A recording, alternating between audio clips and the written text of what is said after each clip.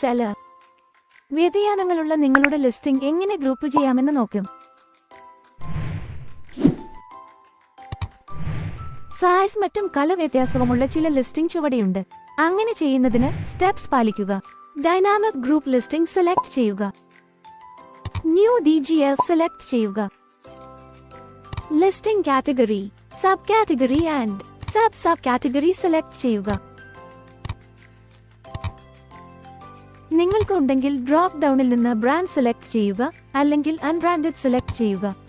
Template download ചെയ്യുക. Download ടെംപ്ലേറ്റിൽ നിന്ന് നിങ്ങളുടെ ലിസ്റ്റിംഗ് അനുസരിച്ച് നിങ്ങൾക്ക് ഫീൽഡുകൾ പാരഷ്ട്രിക്കനാക്കും. ചില ഉദാഹരണങ്ങൾ ഇതാ. പ്രോഡക്റ്റ് ടൈറ്റിൽ നിങ്ങളുടെ പ്രോഡക്റ്റ് നെയിം ടൈപ്പ് ചെയ്യുക.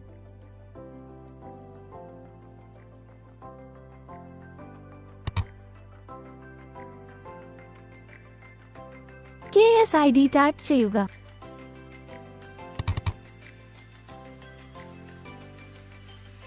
SKUID ടൈപ്പ് ചെയ്യുക. വേരിയേഷൻ കോളം, കളർ, സൈസ് എന്നിവയും അതിലേറെയും പോലെയുള്ള വ്യതിയാന തരം ടൈപ്പ് ചെയ്യുക. ഫീൽഡ് ഐയിൽ വ്യതിയാനം കളർ അനേഞ്ചിൽ നിങ്ങളുടെ ഉൽപ്പന്നത്തിന്റെ കളർ ടൈപ്പ് ചെയ്യുക. അതുപോലെ തന്നെ ഫീൽഡ് ബിയിൽ വ്യതിയാനം സൈസമാണെങ്കിൽ നിങ്ങളുടെ ഉൽപ്പന്നത്തിന്റെ സൈസസ് ടൈപ്പ് ചെയ്യുക. ഇതുപോലെ നിങ്ങൾക്ക് ഗ്രൂപ്പ് ചെയ്യാൻ താൽപ്പര്യമുള്ള ലിസ്റ്റിംഗിനും ഇത് ചെയ്യുക.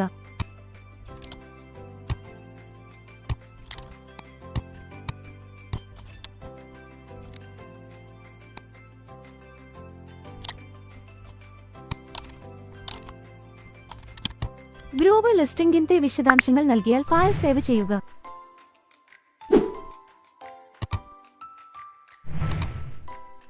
ഇപ്പോൾ സെല്ലർ ഡാഷ്ബോർഡ് പോകുക.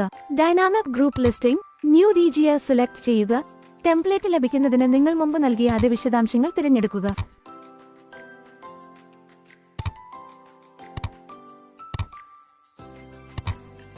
എവിടെ മറ്റും ഇതാണ്. ഇപ്പോൾ നിങ്ങൾ ഫയൽ തിരഞ്ഞെടുക്കുക. ഓപ്ഷൻ ചൂസ് ഫയൽ അപ്ലോഡ് ചെയ്യാൻ പോകുന്നു. നിങ്ങൾ ഗ്രൂപ്പ് ലിസ്റ്റിംഗിന്റെ വിശദാംശങ്ങൾ നൽകുന്ന ഫയൽ സെലക്ട് ചെയ്യാൻ സബ്മിറ്റ് ബട്ടൺ സെലക്ട് ചെയ്യുക. അതെ, നിങ്ങളുടെ ഗ്രൂപ്പ് ലിസ്റ്റിംഗ് പ്രോസസ് പൂർത്തിയായി. NGM പ്രോഗ്രസ് DGLIL ഐക്കോൺ തിരഞ്ഞെടുത്ത് നിങ്ങളുടെ ഗ്രൂപ്പ് ലിസ്റ്റിംഗിന്റെ നില നിങ്ങൾക്ക് കാണാൻ കഴിയും. QC പാസ് അയക്ക ജഞ്ചാൽ അത് ഗ്രീൻ ടിക്ക് ആവുകയും നിങ്ങളുടെ ഗ്രൂപ്പ് ലിസ്റ്റിംഗ് ഒരു പിശകും കൂടാതെ വിജയകരമായി പൂർത്തിയാക്കുകയും ചെയ്യും.